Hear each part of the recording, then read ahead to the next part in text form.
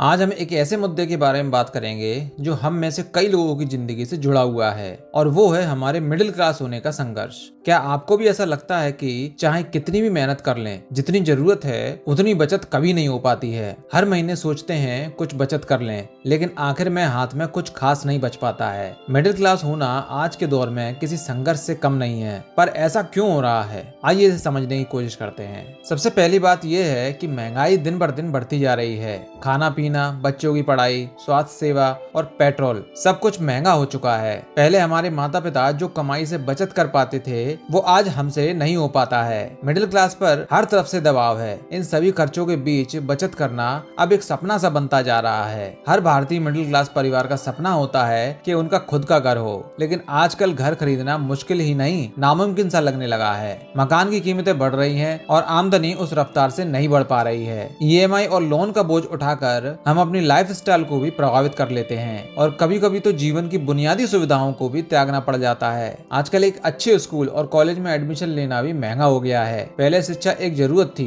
लेकिन अब यह एक महंगी चीज बन चुकी है। इसी तरह स्वास्थ्य सेवा भी महंगी होती जा रही है। किसी भी बीमारी का खर्च उतना ही भारी पड़ता है जितना किसी बड़े खर्च का। मिडिल क्लास को शिक्षा और स्वास्थ्य के लिए बहुत ज्यादा खर्च करना पड़ता है। पहले लोग एक नौकरी में टिक कर रिटायरमेंट तक काम करते थे, लेकिन अब मिडिल क्लास लोगों के लिए एक नौकरी में लंबा टिकना मुश्किल होता जा रहा है। हर दूसरा व्यक्ति करियर बदलने या नई स्किल सीखने के बारे में सोचता है, लेकिन यह भी एक खर्च है जिसे हर कोई झेल नहीं सकता। हर जगह से सलाह दी जाती है कि बचत करो, म्यूचुअल फंड में निवेश करो या इंश्योरेंस लो, पर सवाल ये है जब हर चीज इतनी महंगी हो गई है तो बचाएं कैसे, और जो थोड़ा बहुत बचता भी है वो महंगाई के सामने काफी नहीं है। तो दोस्तों, हमारे देश का मिडिल क्लास एक तरह से संकट में ही है। एक तरफ खर्चों का बोझ तो दूसरी तरफ बचत करने का दबाव। देखिए, इसे निपटने के कई सारे सॉल्यूशंस तो हैं, लेकिन इसे हर मिडिल क्लास वाला अप्लाई नहीं कर पाता। लेकिन फिर भी महंगाई से निपटने का सबसे अच्छा तरीका होता है अपने खर्चों को मैनेज करना। आजकल कई ऐसे ऐप्स आ चुके हैं जो आपके खर्चों को ट्रैक करते हैं। इसके अलावा सिस्टमेटिक इन्वेस्टमेंट प्लान, जिसे एसआईपी कहते हैं, उसमें इन्वेस्ट भी कर सकते हैं ताकि कुछ सालों में अच्छी राशि इकट्ठी हो सके।